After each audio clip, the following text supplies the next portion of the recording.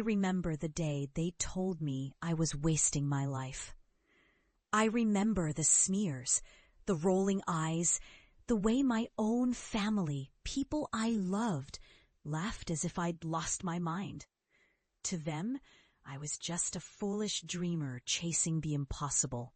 An ethical botanist, they said. Like that mattered.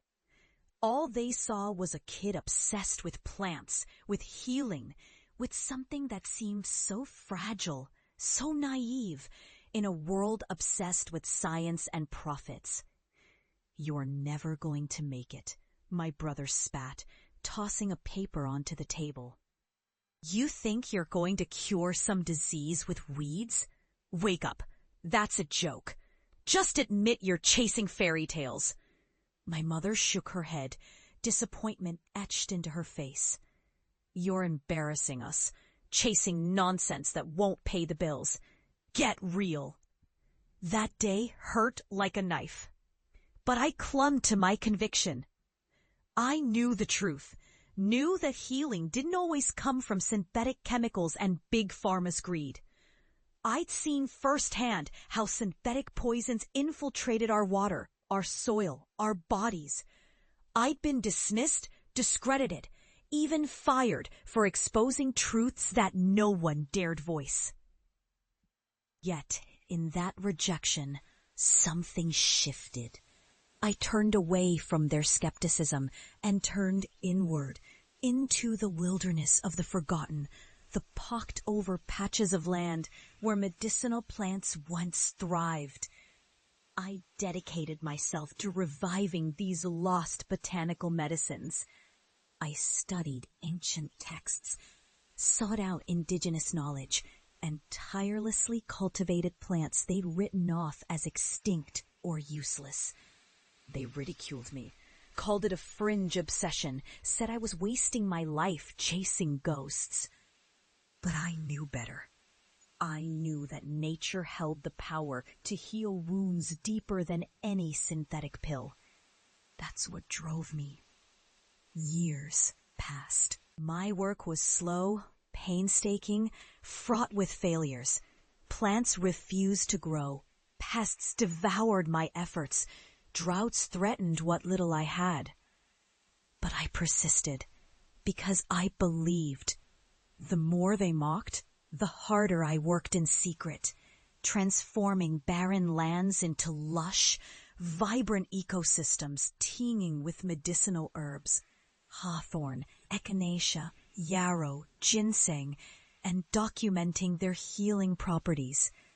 I wasn't doing this for fame or money. I was doing it because I knew it was right. And then the breakthrough came. It wasn't a single day of triumph, but a sequence, one that proved everything I'd been working for. A resistant strain of a disease that had plagued farmers in nearby regions, an antibiotic-resistant bacterial infection, began to diminish in communities using my botanical formulations. At first, skeptics dismissed it, but the evidence was undeniable. Villages that adopted my herbal remedies saw their patients recover, their bodies healing where antibiotics had failed. Word spread. I was invited to speak at conferences, my work published in scientific journals. I watched as my modest efforts blossomed into a movement, restorative botany, healing with nature's own pharmacy.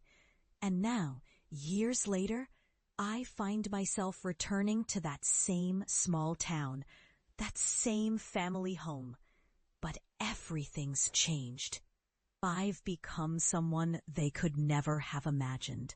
A pioneer in botanical medicine, a healer, a leader.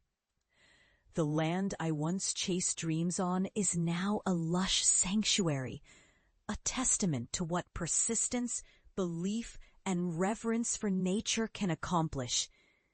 But I didn't come back to gloat. I came back for something different. Closure. For justice. For the truth. The day I arrived, my family gathered in the yard, the old house still there, but the land transformed into a thriving garden of life. My father, now older, eyes clouded but sharp.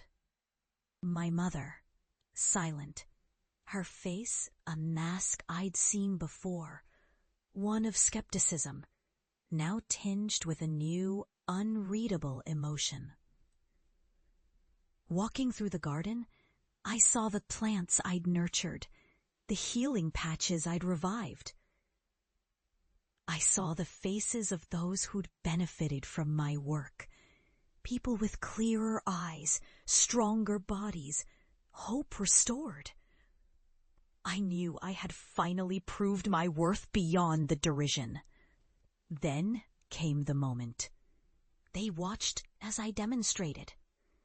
I gathered fresh leaves of yarrow, crushed them in my palm, explained how this ancient herb helped reduce inflammation, fought infection.